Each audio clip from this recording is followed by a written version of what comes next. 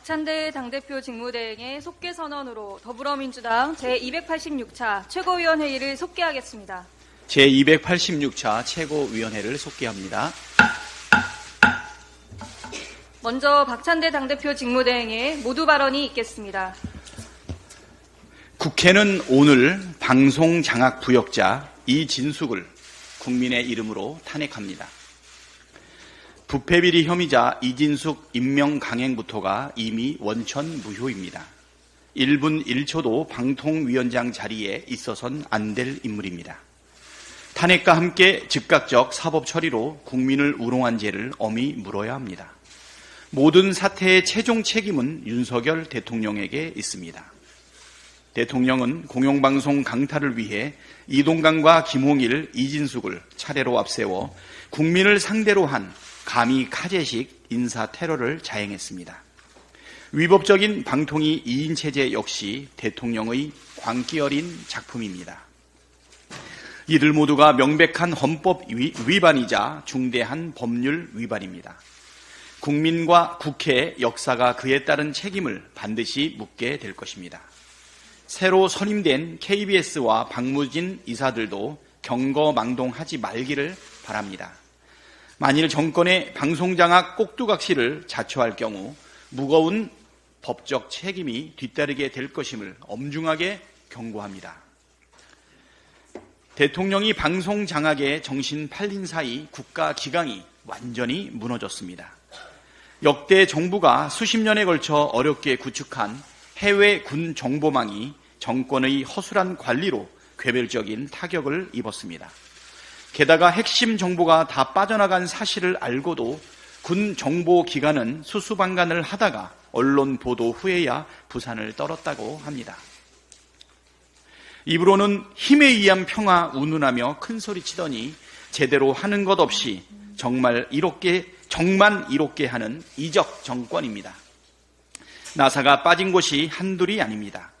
대통령실이 도감청에 무방비로 뚫리고 대통령은 보안의식도 없이 개인 휴대폰을 무시로 사용해온 사실이 들통났습니다.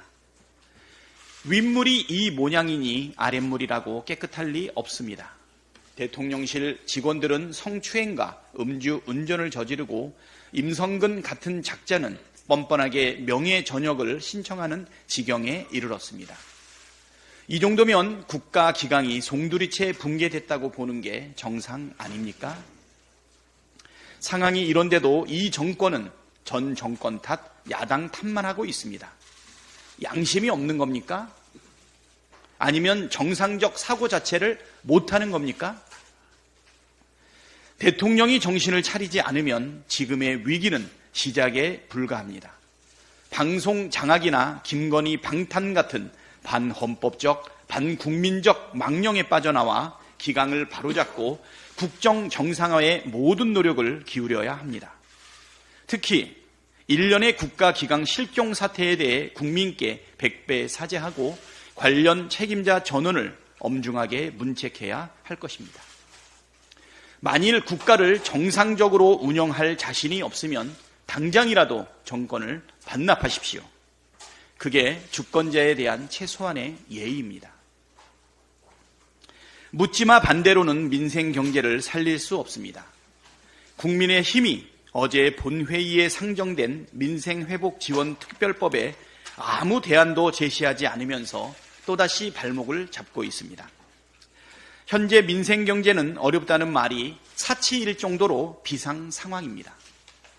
살림살이 형편을 잘 보여주는 소매 판매의 경우 글로벌 금융위기인 2009년 1분기 이후 최대폭으로 감소했을 정도입니다.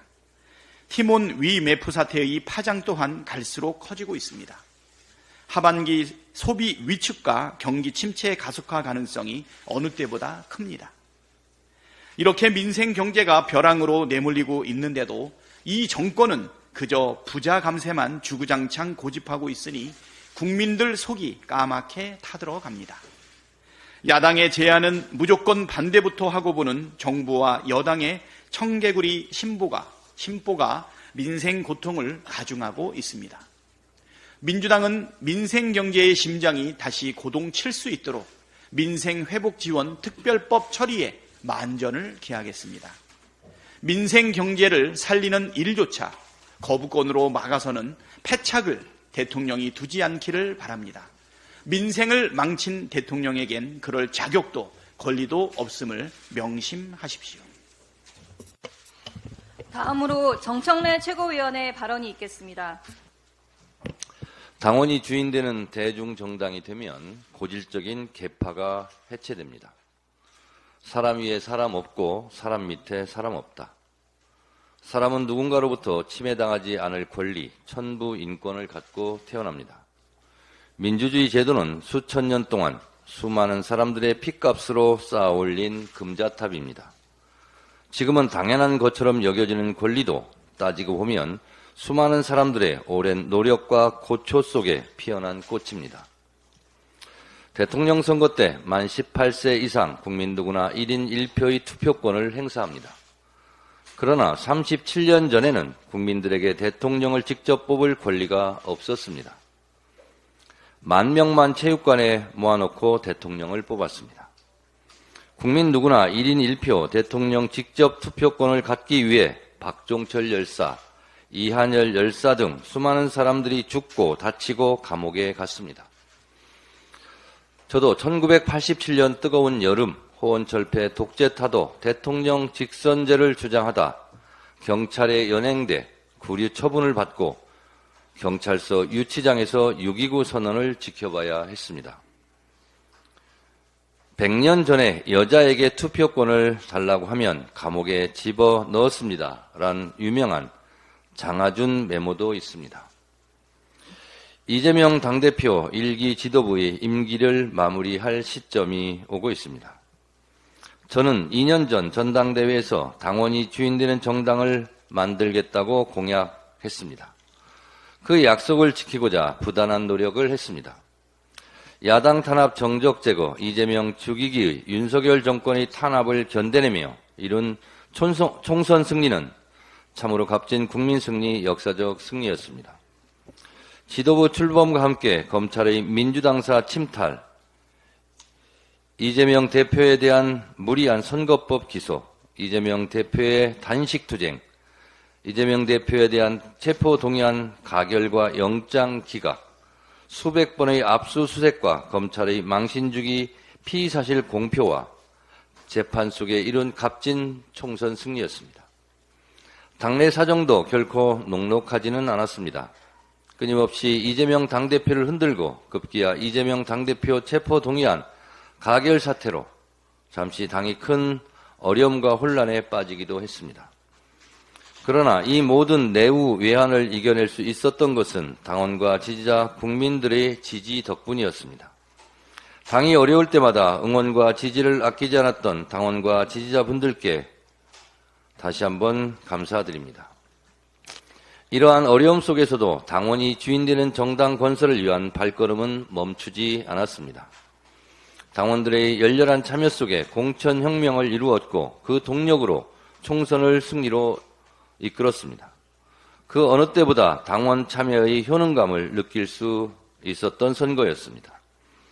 이에 발맞춰 전당대회 룰을 대거 당원 주권 시대에 맞게 정비했습니다. 당대표, 최고위원 예비 경선부터 권리당원 참여를 보장했고 본선에서도 권리당원의 비율을 대폭 확대했고 시도당 위원장 선거에서도 권리당원이 중심축으로 자리 잡았습니다. 이제 전당원 1인 1표의 비율로 더욱 당원의 권리를 확장하는 일만 남았습니다. 다음 지도부의 숙제로 넘기겠습니다. 이처럼 당원이 주인되는 정당이 되면 당장 계파 해체의 효과가 나타날 것입니다. 계파 보스가 없어지고 계파 보스에 줄을 서서 공천권을 따보려는 시도를 할 의미가 없어집니다. 이제 당원 중심적 사고를 해야 하고 당원들에게 평가를 받아야 합니다. 당원과의 만남, 당원과의 소통을 더 늘려나가야 할 것입니다.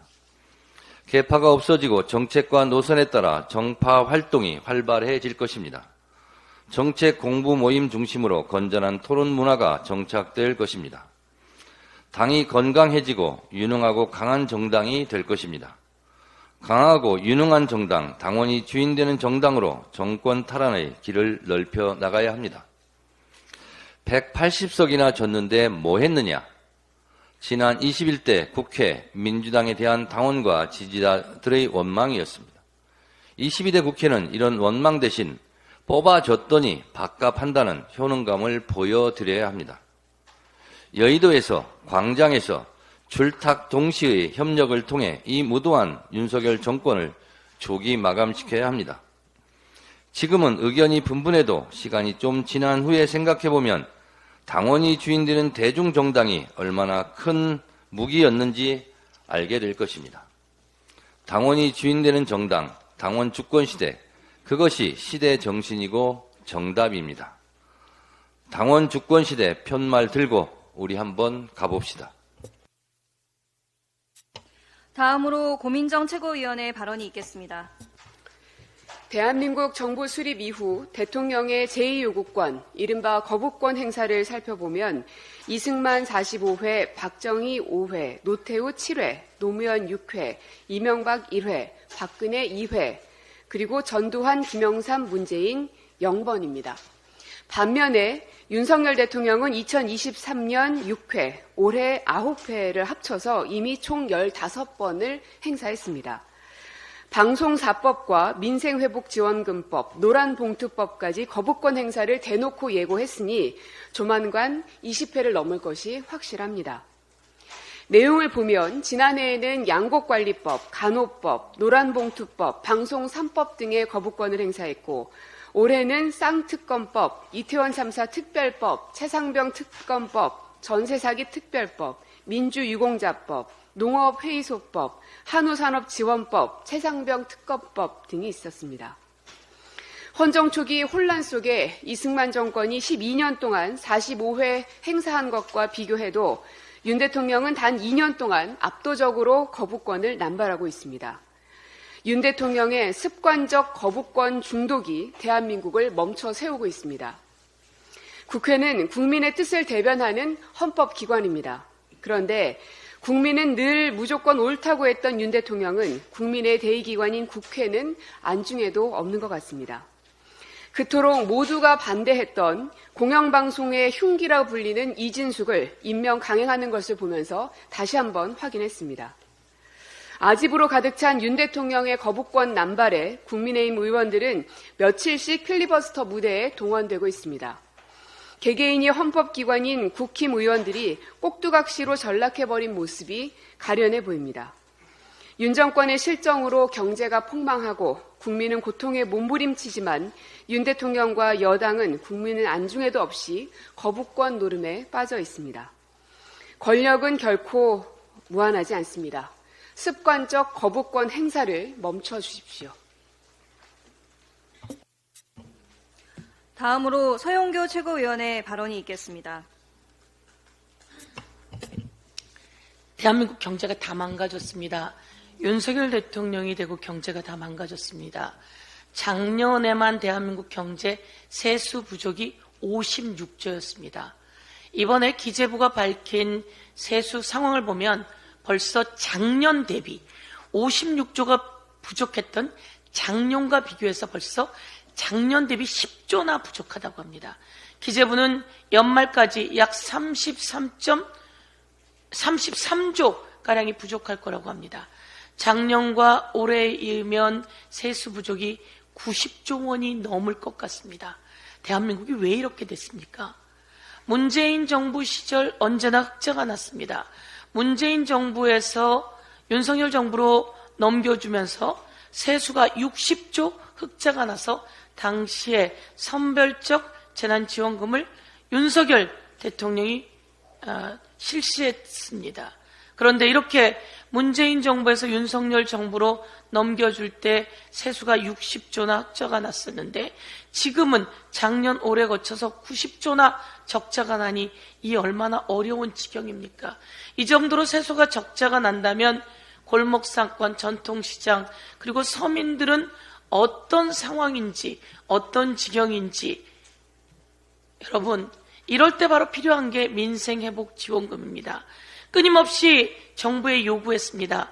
민생회복지원금을 전 국민에게 보편적으로 일시에 25만 원씩 지원하고 그것을 약 9월 정도에 모두 쓸 수 있게 문을 닫아버린다면 경제가 살아날 것이다. 그러니 민생회복지원금을 실시하자라고 요구했습니다. 그런데 윤석열 정부는 듣지 않았습니다. 그래서 총선에서 승리한 더불어민주당이 민생회복지원금 법안을 냈습니다. 오늘은 민생회복지원금 법안을 통과시키려고 합니다. 그런데 정말 황당한 것은 국민의힘이 이와 관련해서 안 된다며 필리버스터를 하는 겁니다. 필리버스터를 하면서 그들이 하는 이야기는 현금 살포다라고 이야기를 합니다. 이 돈은 무슨 돈입니까? 국민이 낸 세금입니다. 국민이 세금을 냈어요. 그럼 국민이 어려울 때 국민에게 이자 붙여 돌려주는 게 정부가 해야 할 일인데 국민이 낸 세금은 다 가져가고 그리고 국민에게 돈을 돌려주지 않겠다는 겁니다. 이런 윤석열 정부 국민 여러분 믿을 수 있습니까? 이런 국민의힘당 자기 내에서는 국민들에게 민생회복지원금 실시해야 한다고 생각할 것입니다.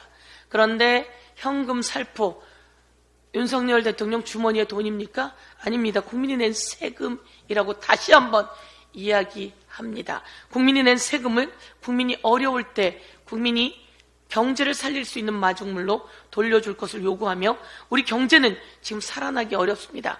한국무역협회가 분석한 자료에 의하면 한국의 무역 수지, 수출, 수입, 무역 수지는 세계 172위라고 합니다. 북한이 109위인데 말이죠. 문재인 정부 시절에 세계 5위였습니다.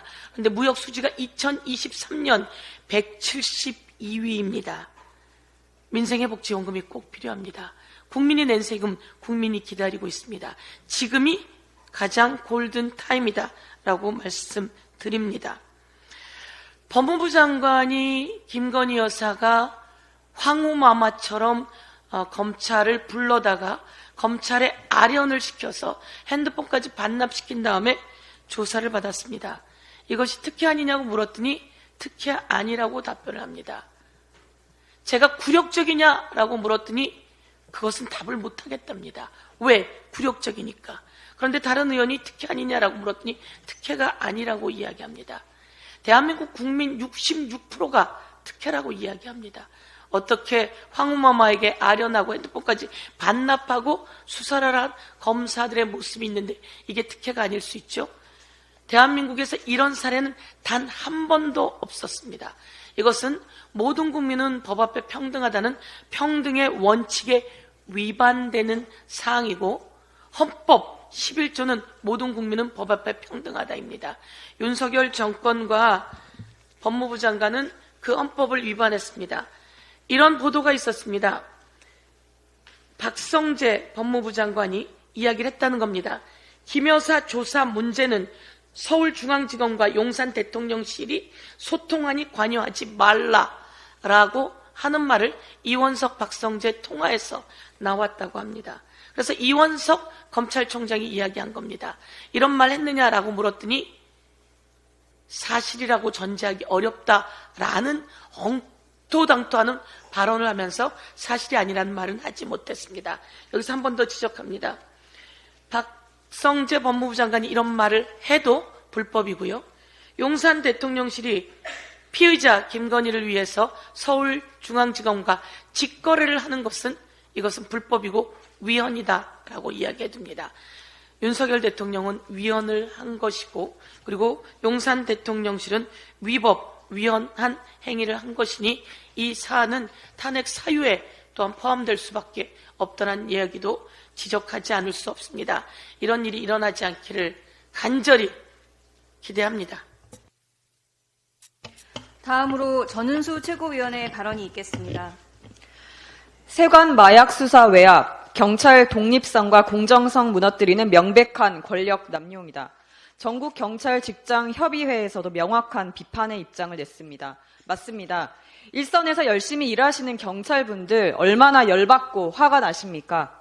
2022년 10월 21일 경찰의 날에도 2022년 12월 16일 국민과의 간담회에서도 2023년 4월 6일경에도, 2023년 4월 18일 국무회의에서도, 그 이외에도 틈날 때마다 윤석열 대통령은 마약과의 전쟁을 선포하며 검경 수사 역량 총동원해서 마약 범죄 뿌리 뽑겠다 했습니다. 그런데 이번에 보니 검경 수사 역량 총동원해서 마약 수사를 막은 것 같은데요. 250만 명에게 투약 가능한 2,200억 원어치 어마어마한 마약이었습니다. 이게 유통되었다 생각하면 끔찍합니다. 이런 사건에서 외압이라는 단어까지 나왔다면 이 정도면 어떠한 연유에서든 대통령이 나서서 대국민 사과부터 해야 하는 것 아닙니까? 특히나 조병로 경무관의 수사 외압을 확인한 경찰청장의 명백한 감찰 지시가 있었습니다. 하지만 감찰은 안 먹혔습니다. 징계조차 주지 않았던 인사혁신처인가요? 아니면 징계를 주지 못했던 인사혁신처인가요? 인사혁신처도 외부의 압력을 받으신 건가요? 저는 가장 명확한 부분인 당시에 경찰청장도 경노했던, 경찰 직장 협의회에서도 분노한, 경찰 조직에서도 규탄하고 있는 인사혁신처의 조병로 경무관 감사 결과를 시작점으로 잡고 역추적해야 한다고 봅니다. 그리고 외압 의혹을 제기한 백혜룡 경장의 좌천성 인사 발령은 당장 취소되어 회복되기를 바랍니다. 국민 여러분, 이제 본격적인 수사 외압과의 전쟁입니다. 윤석열 대통령 막말 인사, 극우 인사를 특히 좋아하십니다. 방통위원장에 이어 노동부 장관 지명도 인사 참사입니다. 쌍용차 노조는 자살 특공대, 불법 파업에는 손배 폭탄이 특효약, 문호조 사업장 방문 후 감동했다. 일본 식민지 안 됐다면 지금의 한국 있었을까? 반노조주의자가 노동부 장관이라니요. 인사가 만사라고 하는데 인력풀이 바닥이 난 것인지 이 정부는 전혀 잘해볼 의지가 없어 보입니다.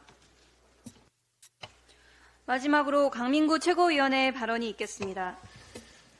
강민구입니다. 홍준표 대구시장의 알리바이를 만들기 위한 행정이 정말 문제입니다. 홍 시장은 검사 출신답게 알리바이 행정을 하고 있습니다. 모든 사업에 MOU 진행을 하면서 예타 면제의 특별법을 왼손에, 사업자금 조달은 SPC로의 오른손에 들고 뻥카 알리바이 행정을 하고 있습니다. 취임 때부터 진행하던 사업이 어떻게 진행되고 있는지 모르는 깜깜이 상황이 너무 많습니다. 첫째, 취수원 이전을 안동댐으로 간다고 하지만 정작 안동댐은 안동 사람들도 먹지 않습니다. 35년 오염된 물을 먹으며 참았더니 54년 된 중금속 물을 먹으라고 합니다. 기존대로 구미 해평으로 이전하고 깨끗한 물을 먹어야 합니다. 둘째, 국가 로봇 테스트 필드 사업은 어떻게 되어갑니까? 문재인 정부에서 단독 사업지로 대구를 선택한 것을 윤석열 정부에서 수도권과 분할해서 한다는 발표만 있은 후 어떻게 되고 있는지 알 길이 없습니다. 셋째, 달성군으로 가고 있는 문화예술 사업은 어떻게 진행되고 있습니까? 문체부는 대통령 공약사항으로 대구시가 관여할 사안이 아니라고 하는데 그 뒤로 이런 방구도 없습니다. 넷째, 달서구 공단에 들어설 공장지붕 태양광 2조 원 사업은 또 어떻게 되어갑니까? 취임 초 화려하게 2조 원 가치가 있다는 말을 하더니 2년이 지난 이후 말 한마디가 없습니다. 다섯째, 군의군 소형 원전 건설은 그야말로 지구상에 없는 기술을 이용한다고 하는데 이 또한 황당하기 그지없습니다. 여섯째, 1년 전쯤에 대구로 공공기관 이전을 큰 그림이 있다고 말한 것 같은데 그 뒤로는 깜깜무소식입니다. 일곱째, 대구 예산 확보를 위해 국회의원 보좌관에게 예산 설명을 가졌다고 하는데 그런 설명에 10,000번 해봤자 민주당과 협조를 안 하면 어떻게 예산을 확보하시렵니까? 여덟째, 동대구역에 박정희 동상을 세우고 역 이름을 박정희 역으로 하겠다는 것인데 그게 광역시장이 지정하면 되는 것인지도 궁금합니다. 아홉째, 대구 경북 행정통합은 특별법 제정사항인데 특별법을 국민의힘 단독으로 통과시키겠다는 것인지 다른 어떤 보관이 있는지 모르겠습니다. 현재 경북 북부권 시군의회 의장들은 모두 반대하고 있습니다. 홍 시장은 본인이 전지전능해서 모든 것을 할 수 있는 것처럼 하고 안 되면 민주당이 반대해서 안 된다라고 알리바이를 만들기 위한 행정을 하고 있지는 않은지 심히 걱정이 됩니다. 경남도지사 때의 판박입니다. 이런 얕은 수의 정치를 한다면 지금이라도 당장 그만두시기를 바랍니다. 대구 시민은 잘 되면 내 탓, 안 되면 남 탓하는 것을 구분할 줄 아는 위대한 시민이기 때문입니다. 이상 발언을 마치고 당대표 직무대행께서 회의를 정회하시겠습니다. 제가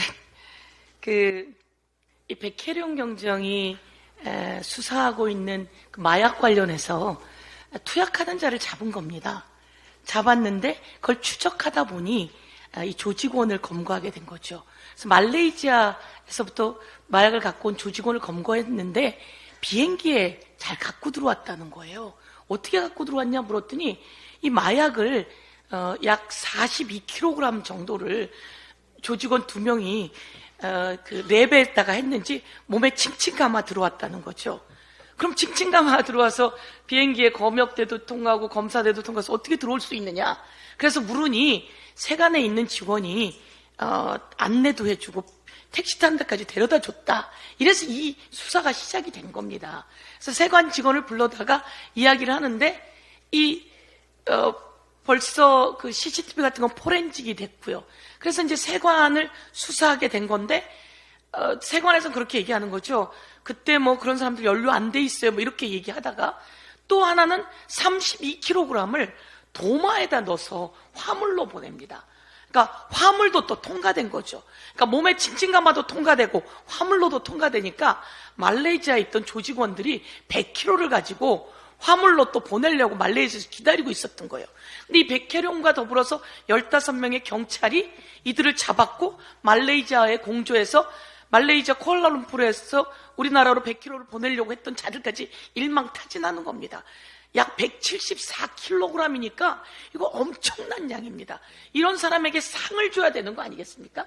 상을 줘야 되는데 여기에 압력이 들어오기 시작한 거죠. 그래서 서울청으로 이관하라고 하니까 여기 이첩이 나옵니다. 그 박정훈 대령 그 수사를 이첩 보류하라고 하는 것처럼 이것도 서울청으로 이첩하라 그러는데 백혜룡 이 경정 등이 저항을 하니까 이첩은 반려가 됩니다. 근데 여기서 되게 웃기는 건 이 얘기입니다.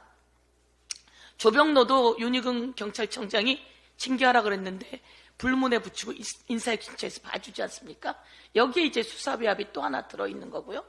여기에 이제 남부지검에다가 이 세관 직원 4명에 대해서 압수수색을 요구합니다. 그런데 이게 영장이 반려됩니다. 그러다가 10일 있다가 영장이 발부가 되고요. 그리고 남부지검에 또 이야기합니다. 이 세관에 있는 컴퓨터하고 이거 압수수색해달라. 근데 이것을 발부하지 않고 그 영장을 2차례나 반려하게 됩니다. 이게 남부지검까지 같이 있는 거죠. 그래서 남부지검을 바꿔달라고 요구하니까 그때서야 이제 이 백혜룡 경정을 이제 징계하고 감찰하게 되는데요. 그래서 제가 이제 드리고 싶은 말씀 하나. 조병노는 이종호가 치안감으로 승진시킨다고 했던 사람 아닙니까?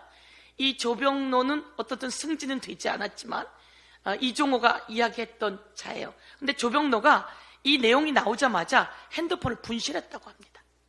그러니까 증거인멸에 들어간 거죠. 증거인멸에 들어가고 자기가 아는 사람들에게 내 핸드폰 전화번호 바뀌었어 라고 알리바이를 만들고 있고요. 그 다음에 이때 연루되었던 세관 직원 휴대폰이 초기화됐다고 합니다. 그래서 포렌직을 할 수 없다고 합니다. 이런 엄청난 마약 조직은 여러분 그들도 있지만 누군가 봐주기 위한 조직이 어디에 어떻게 되어 있는지 모르는 일입니다. 그래서 세관을 갔는데 그 세관을 빼라 그러고 세관을 보호하게 하고 이런 과정이 똑같이 닮은 최혜병 사건 수사외학과 똑같이 닮아서 제가 그 내용을 좀 더 세관과 경찰하고 연락하면서 이 내용을 받은 내용인데요. 그래서 국민 앞에 요 약간의 영화처럼 이렇게 브리핑했습니다. 예.